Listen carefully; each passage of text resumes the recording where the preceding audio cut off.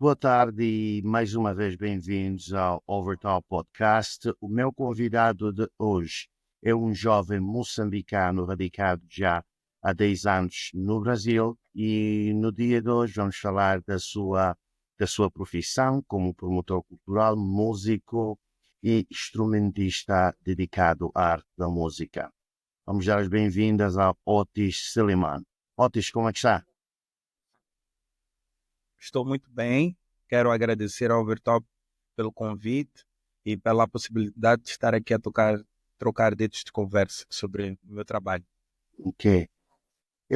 Para começar, eu quero dar os parabéns por ter sido distinguido como uma das pessoas das 100 pessoas mais influentes da lusofonia negra pela Bantum.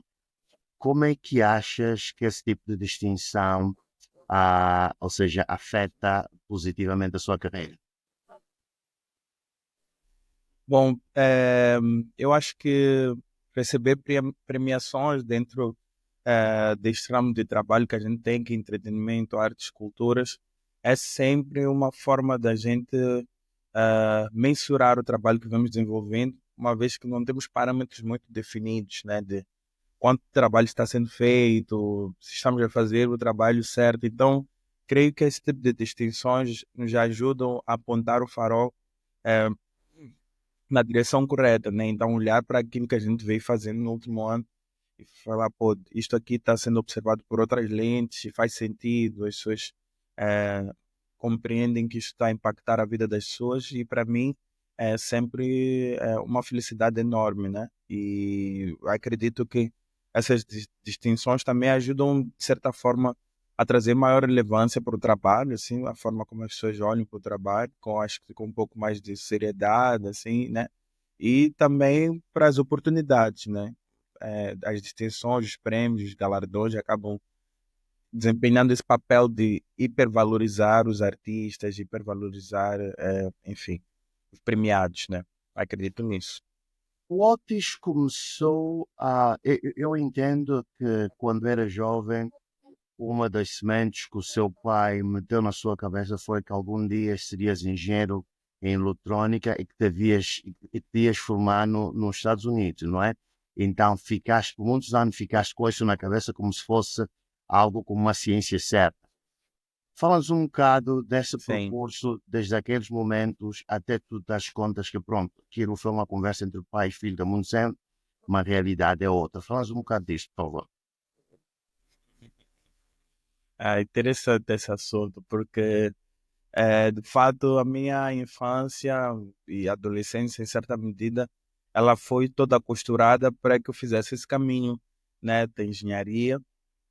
Tanto é que, assim, todos os meus amigos, agora que estou aqui em Moçambique, todos os meus amigos, quando os revisito, são todos eles engenheiros, né? Eu meio que pulei fora do barco.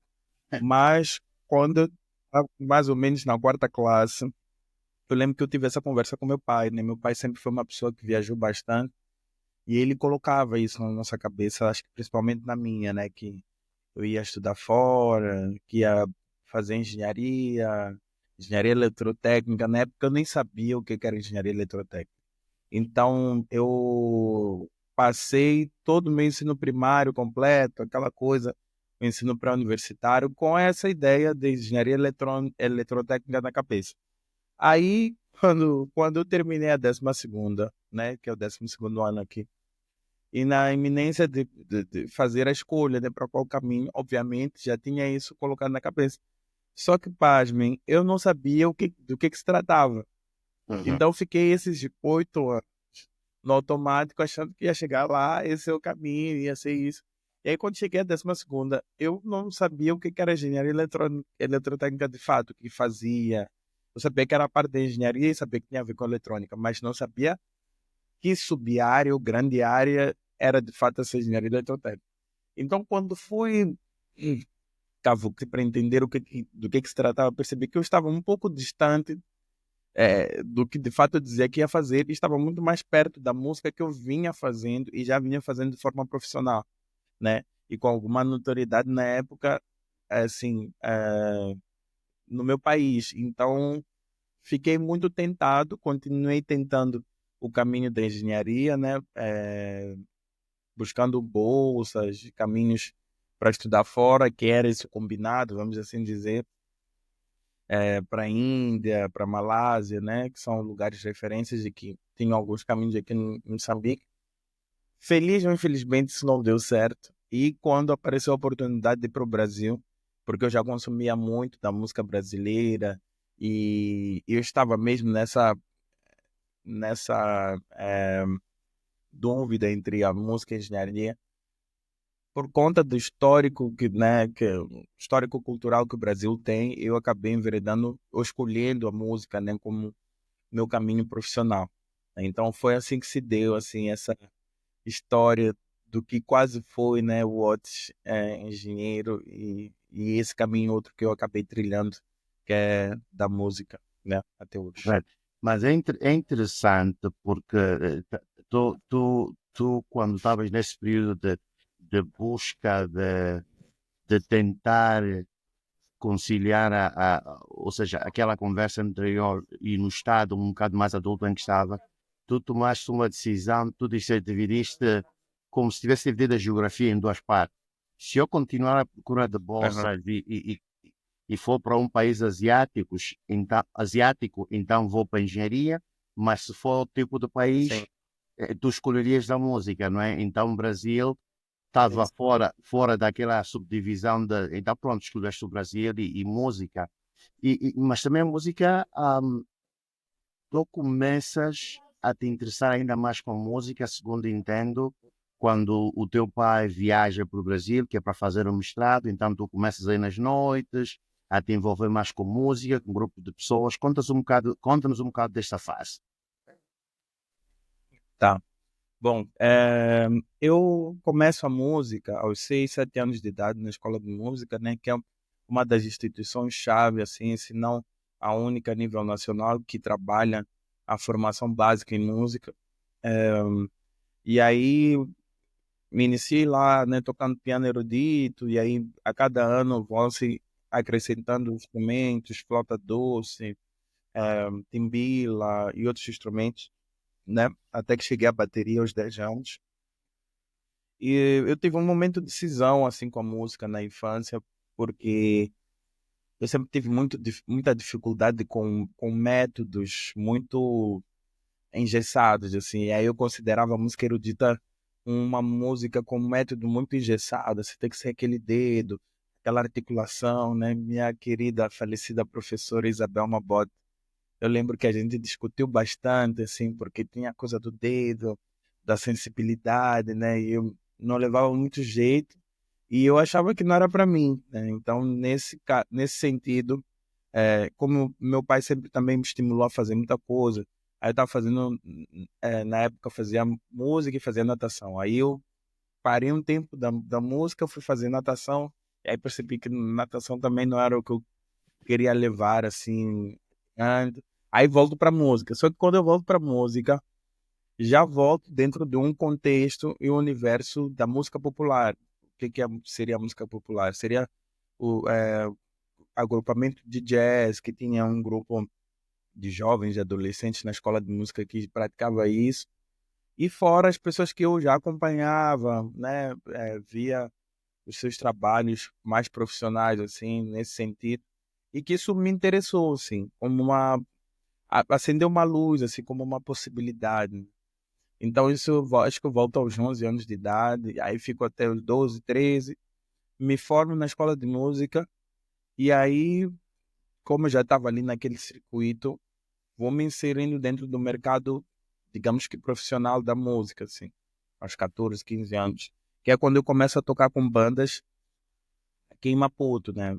Tenho muita memória de ter começado uma das primeiras bandas, ter sido uma banda de uma cantora da Swazi, a Jazz P, né? Tocava nos bares, venues aqui de Maputo e tal. Então, eu fui nesse período, né, que digamos que meu pai foi para o Brasil aos 13, 14 anos. Então, meio que também as portas de possibilidades foram se abrindo, assim, né? Aquela Ficaste coisa, ali, vai, não tem saíste da gaiola, né, da prisão, um bocado. casa. Exatamente. Então foi se dando isso e esse mundo excitante mesmo, no verdadeiro sentido, assim, que é a música. De repente tu estás no. Eu acho que o primeiro sinal, assim, signal que eu recebi de que a música seria uma coisa que me chamaria a atenção é, de fato, o que acontece na ascensão, assim, vamos. Eu penso que as pessoas ascendem quando elas começam a fazer arte, principalmente a música, porque tem toda uma estrutura, né, estabelecida. Então tu já não estás no mesmo nível em termos de relevo, sobes ao palco, então estás naquela posição, tens Yeah. pessoas do lado de cá assistindo, né? E depois tem essa coisa da reverência, o teu trabalho, tem os aplausos. Então, eu penso que esses estímulos todos, enquanto eu era um adolescente, foram coisas que, né, foram algumas injeções, assim, de estímulo. Falar, pô, isso aqui é interessante, né? Então, foi quando eu comecei a viver essa vida noturna, né, a tocar nas noites aqui em Maputo, com alguns artistas, e acho que enquanto adolescente viver essa vida muito frenética, que já era uma vida adulta, mas eu era ainda um adolescente, e isso era uma coisa, pô, eu tô vivendo isso, aí as viagens, Wow. né, eu acho que teve um período que eh, acho que eu estava no camarim, eu estava no pós-show, assim, eu falei, nossa, isso aqui é muito bom, né? Muito bom, daria para viver disso aqui. Só subir no palco público e dormir no hotel legal. Então, assim, na hora não foi tanto a música, porque eu quero ser um baterista, né? Mas eram sobre todas essas periferias da música, assim, que são muito legais e que são muito Exato. atrativas, vamos assim dizer. Yeah. Ok. E naquela altura, quais eram os outros ídolos em que tu te inspiravas para continuar a tua música, naquela altura em que eras assim muito jovem? Olha, eu acho que apesar de ter consumido muita música internacional em casa, né? Meus pais sempre me estimularam, minha mãe com seus gostos específicos, Bob Marley, Michael Bolton, Lionel Richie, né? Meu pai, Michael Jackson, Phil Collins, e Otis Redding, né? Eu escutei bastante Otis Redding, Roberto Carlos, Lindomar Castilho, enfim, essas referências, apesar de ter essas referências todas, mas eu sempre, agora analisando, né, com maior maturidade, eu percebo que eu sempre fui muito adepto da música local, né? Eu sempre tive esse ouvido amplo, sempre busquei escutar o máximo de músicas do mundo possível, sempre fui fascinado por isso, mas eu sempre escutei muito música local. Então eu lembro que quando eu tinha 5 anos, uma das minhas bandas favoritas era Capa 10, assim. E Ok. eu ficava lá, aqui, escutando Capa 10, tentando cantar. Na época não entendia nada, mas eu gostava. Depois conheci os Goruani também, fui super fã, Chidiminguana, enfim. Então sempre escutei música moçambicana, essa que é tida como uma música ligeira, né, música velha guarda. Depois, conhecendo as figuras mais recentes, aí já nichando um pouco para a coisa do jazz. Também sempre gostei de escutar e acompanhar os artistas moçambicanos. Na época, um grande expoente da música e continua sendo, era Jimmy Júlio. Então, escutei todos os álbuns, toda a discografia, decorei todos os solos, tudo. Assim, eu sempre fui muito metódico nesse sentido, assim. Aí Moreira Chunguissa, 340 ml, que estavam na época, acho que moravam na África do Sul, na França, já não me recordo. Ivan Mazuzzi, que estava na Noruega, Orlando Venherek, tinha, Ah, enfim, uma série de artistas locais que eu sempre quis escutar porque para mim me interessava. Acho que eu não tinha todas essas ferramentas de análise musicológica que eu tenho hoje, mas acho que o que me interessava era como é que uma pessoa que saiu do mesmo lugar onde eu saí pode criar músicas desta dimensão ou desta forma, porque eu acredito que música é um evento social, né? Então ela traduz o ambiente onde a gente vive.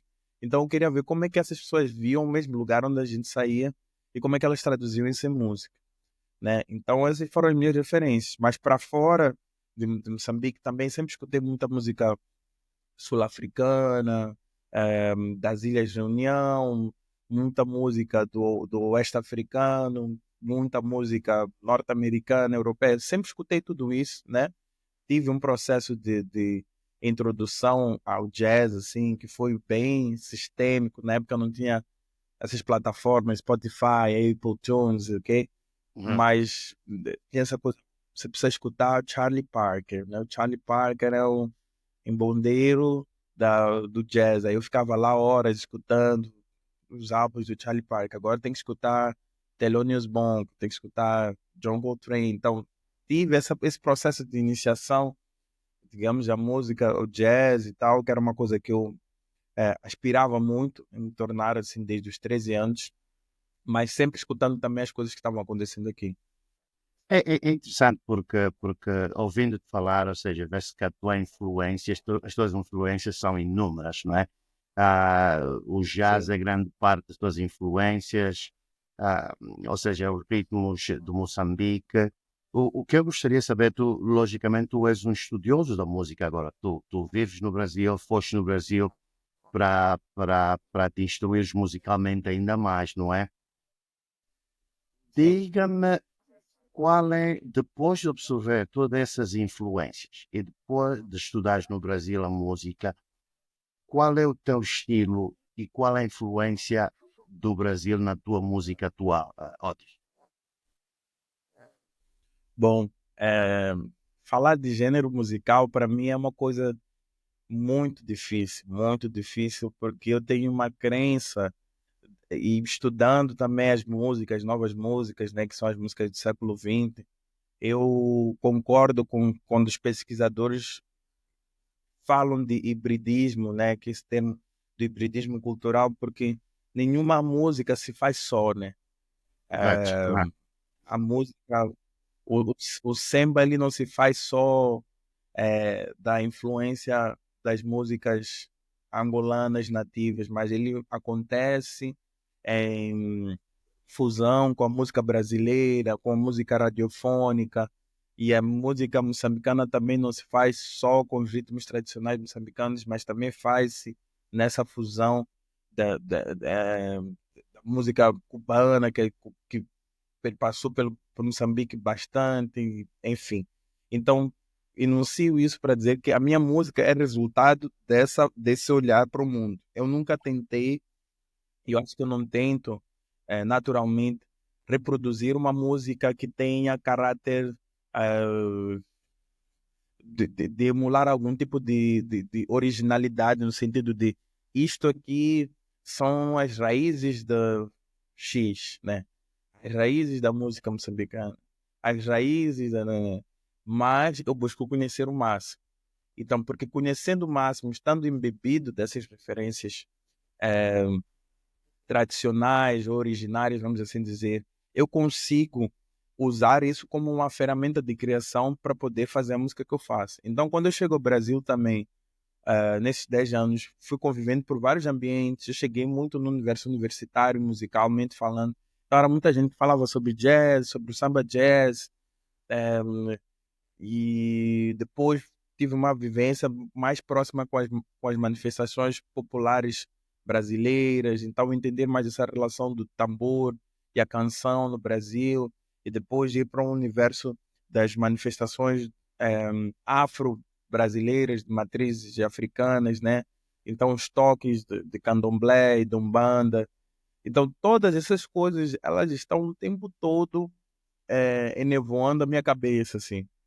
E a partir do momento, eu tento absorver todos esses universos para Uhum. que a parte do inconsciente musical, que é essa parte que é a criativa, que é essa coisa extraterrena que a gente diz, né, que é o acesso que a gente tem na música, ela se dê, mas se dê a partir da compreensão desse vasto caldo musical, entende? Não sei se foi muito claro, mas o que eu tento é compreender todas essas diversidades, né, tanto do meu país quanto do Brasil, né, como eu mencionei, a música instrumental brasileira riquíssima, o cancioneiro brasileiro que eu considero como o cancioneiro mais bonito, mais refinado e mais bem acabado no mundo, assim, em termos de letras, né? Temos compositores incríveis, Djavan, Caetano, Maria Bethânia, Chico Buarque, Gilberto Gil, Milton Nascimento, só para citar alguns.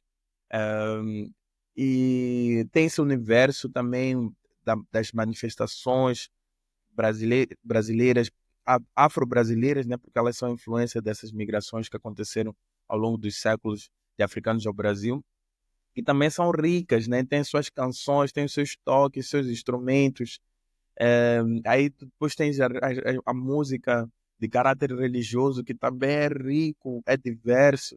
Então, todas essas coisas, eu tento não organizá-las, sistematizá-las em caixas para falar assim, agora eu vou fazer uma música Ah, standard jazz, agora eu vou fazer uma música popular brasileira, agora eu vou fazer uma música canção, né? Tento absorver tudo isso e entender o que o meu inconsciente exato. cria enquanto resultado. Então, ou seja, o teu processo de criação é, ou seja, quando absorves tudo isso e quando vais criar, isso flui organicamente, não é? Daquele subconsciente com Uhum. todas essas bases. É mais, ou seja, parece que eu estou a ouvir que a tua música, ou pelo menos tu pareces querer que a tua música seja universal, não dentro de uma caixa, mas que qualquer um de nós encontra um bocado do que conhece na tua música, não é? Isso, É, isso, perfeito. exatamente. Perfeito. O Brasil tem uma população negra muito grande. Por exemplo, Salvador da Bahia, diz que Salvador da Bahia é, ou seja, tem a população, maior população negra fora do Brasil. Como é que vê, Fora ou de. seja, fora da África, desculpe, fora da África, tem razão. Ah, como é que se vê no Brasil a cultura negra da África? Eu sei que os negros brasileiros estão em constante busca da sua raiz africana, mas é palpável, tu que vives lá, é palpável, ou seja, a ligação, a conexão existe já ou ainda é um trabalho em criação? Bom, é uma pergunta muito interessante. Ah, bom, as minhas impressões de Brasil são. eh, Elas variam muito de território a território e de corpus social a corpus social, porque eu acho que o Hum, Brasil, diferente, né, dos países, Moçambique, Angola, existe uma estratificação social muito bem delimitada, né? Então, quando estamos a falar de corpos sociais, eh, de paupérrimos ou super pobres, que as pessoas não têm acesso a saneamento básico, não têm acesso à infraestrutura, não têm acesso à alimentação básica, não têm acesso à educação. Essas pessoas, elas comungam de um entendimento X, que não vai ser o mesmo que a classe média, que é o maior corpus, né? Que a uhum. classe média, no Brasil, a partir de pessoas que recebem até 2 salários mínimos, mais que 2 salários mínimos, digo, já são consideradas classe média. E pessoas que recebem tantos X salários mínimos também são consideradas classe média. Então, a classe média no Brasil ela tem uma extensão muito grande. Por Ok. que eu estou falando sobre essa questão econômica ou socioeconômica? Porque isso vai delimitar a compreensão que as pessoas têm sobre elas mesmas, né? Ok. Porque isso tem a ver com acesso à educação, tem a ver acesso à interação com pessoas de outras naturezas, né? Por exemplo, quantas pessoas se relacionam comigo enquanto africano, né? Então, o que eu percebo hoje no Brasil é que tem um trabalho nesses 10 anos, né? Vamos dizer, últimos 10 anos, que é o tempo que eu estou lá, tem um trabalho crescente de conscientização das diversas dimensões com as quais o Brasil pode se relacionar com o continente africano como um todo. Por quê? Porque existe uma dimensão da relação Brasil-África que está no campo da memória, que é um espaço de manutenção de suas memórias, e que é feito através de crenças, de práticas, de manifestações culturais, dogmas, etc., que fica quase que num campo mítico religioso, e que aqui as pessoas não estão se interagindo com uma África em tempo real, vamos assim dizer, né? É uma África da memória que garantiu que pessoas que foram retiradas de seus territórios forçosamente e criaram uma nova realidade no Brasil tivessem um porquê continuar vivendo. Então elas continuam vivendo através da manutenção das suas memórias, das suas crenças. Esse é um Brasil, esse é uma África, uma dimensão de África. A outra é a África real, né? É essa África geográfica, onde nós somos pertencentes, de onde viemos e que tem as suas agendas atuais e contemporâneas. Essa outra África é uma África que ainda poucos brasileiros interagem. Aí entra a questão socioeconômica, porque quem interage com essa África real são as pessoas que conseguem viajar para a África, que são um número muito reduzido, são as pessoas que têm compreensão e interesse, inclusive, em compreender essa nova África, até para fins comerciais, vamos assim dizer, ou de comércio de conhecimento também é uma expertise que pode ser vendida. Então, existe essa dimensão, essas duas dimensões que eu acho que são as que os brasileiros mais interagem, mas eu sinto que na balança a África da memória ainda segue sendo a África com a qual os brasileiros mais interagem do que a África real. E o que que isso gera de resultado? Algumas tensões quando eles se relacionam com africanos. Ok. Porque, de um lado, tem os africanos que não compreendem que são duas dimensões. Então, ele fala assim: não, essa África que você fala não existe. Vocês criam uma África que não existe. Isso é equívoco. Não faz sentido. Vocês acham que a África não tem carros, não tem não sei o quê. Esses exageros todos que a gente já conhece, né? E do outro lado, tem eh, os brasileiros que deslegitimam essa contemporaneidade africana. Ou seja, o que, que eles dizem? E, principalmente quando acabava de chegar. Né? Poxa, mas você vem de África, eu esperava que você estivesse de um jeito. Então tem uma estilização, tem uma estética esperada do africano, sabe? Do africano rústico, do africano, é, sabe, primitivo, em certa medida. Então, Yeah. quando as pessoas não compreendem que estão lidando com duas dimensões diferentes do mesmo objeto, aí fica muito, muito difícil. Né? Hum, Então, eu tenho observado isso ao longo dos anos. Eu acho que é a primeira vez que eu ouço essa análise de alguém, não é? A África da memória e a África atual, ou seja, é interessante a tua perspectiva nisso. Então, tu viste também, porque além de músico, eu acho que de certa forma és um ativista cultural, vamos pô-lo dessa forma, né? Então também para Sim. ti isso foi uma oportunidade para tu começares a ajudar na conexão entre o Brasil, pelo menos, e Moçambique, ou entre o Brasil e a África, porque tu te envolveste então em vários projetos para criar essas pontes culturais, não é? Fala-nos Isso. um bocado de alguns desses projetos, Otis. Bom, atualmente esse segue sendo assim, um dos meus principais propósitos no Brasil, né, que é estabelecer essas pontes culturais entre Brasil e África, em especial Moçambique. E tenho feito isso de diversas formas, seja através de ações formativas, né?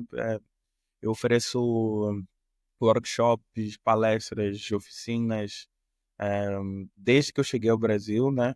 Eh, o que vai acontecendo é que vão ampliando as ramificações, né? Mas desde que eu cheguei, palestras falando sobre África, desmistificando a África sobre a perspectiva africana, sejam ações mais pontuais ligadas a uma determinada arte, assim, da a dança, a música moçambicana ou de outros lugares, seja mais também sobre a ótica de pesquisa em música, né, falando sobre as musicalidades, musicologia africana e também através de projetos artísticos, né, tenho colaborado com artistas de vários lugares de África, né? Angola, Nigéria, Guiné-Conakry, Senegal, Benin, África do Sul, enfim. Existe uma diáspora africana pulsante em São Paulo, né? E que a gente tem pensado e construído muitos projetos. Recentemente estreamos a Orquestra Africana no Brasil, que é a primeira orquestra feita só por africanos no Brasil.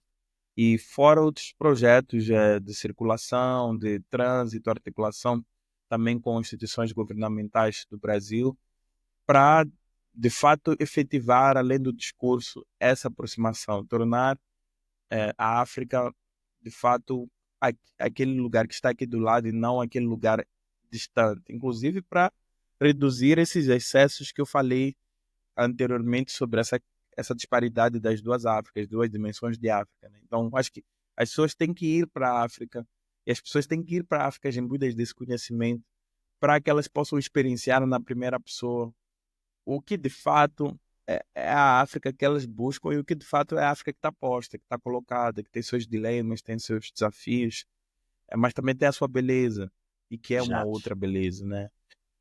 Yeah. É Ok. isso.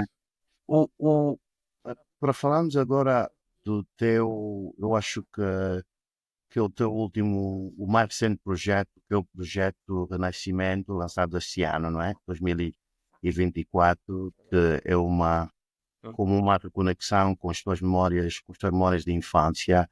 Fala-nos um bocado desse projeto, por favor. Sim. Bom, Renascimento, ela marca um momento para mim de retorno a casa. Eu sinto que eu estou sempre retornando, mas sempre retornando com novas óticas, né? Acho que o lugar sempre permanece o mesmo e a gente é que vai mudando à medida que a gente vai caminhando, né? No meu primeiro trabalho, Tumbuluco, que era uma saudação à origem, então era eu lá no Brasil olhando e saudando o meu lugar de origem, mas dizendo e querendo enunciar toda essa bagagem que eu trazia da música do mundo, né, da música moderna e tal. E agora em Renascimento é um trabalho onde eu quero me voltar para as origens, tanto sonoras, rítmicas, identitárias de Moçambique e inevitavelmente de outros lugares de África, como eu falei antes, que né, esse caldeirão é muito vasto. Exato. Mas eu tenho muito desejo nesse trabalho que está sendo construído ainda a passos lentos, mas consistentes, de fazer alguma parte dessa produção aqui em Moçambique, né? Estou agora em Moçambique justamente articulando essa possibilidade de gravar parte desse álbum aqui com artistas moçambicanos e outra parte no Brasil e finalizar no Brasil, porque eu quero mesmo que tenha essa mistura sonora, assim, né? Para além das influências, mas ter as pessoas moçambicanas tocando, o feeling moçambicano de tocar e os músicos brasileiros que têm convivido, que têm tocado comigo, também colocando suas impressões nessa mesma música. Ok. Bem, Otis, foi um prazer ter essa conversa consigo aqui. És um jovem muito talentoso, um estudioso, um estudante da música e gostaria de uma próxima oportunidade de voltar a falar consigo quando houvesse alguma nova notícia e oxalá que as coisas em Moçambique melhorem o mais rápido possível para o bem de todos nós, não só dos moçambicanos, mas para toda a África e especialmente dos países dos Palopes, não é? Quero mais uma vez agradecer e prontos, que tenhas um bom 2025, meu irmão. Eu que agradeço o convite mais uma vez. Essa conversa é super gostosa de ter e de apontar aqui algumas coisas que eu tenho estado a trabalhar. É sempre uma honra reviver e poder compartilhar isso com pessoas. Agradeço muito o carinho, toda a tratativa para estar aqui no Overtop. Me coloco à disposição para que possamos ter essa conversa eh, novamente logo em breve e também em caminhos abertos para a gente costurar ainda mais essas aproximações. Perfeito. Eu estou seguro que nós vamos voltar a conversar dentro em breve. Pronto. Otis Seleman, moçambicano, radicado no Brasil, um talento dos Palopes. Até a próxima.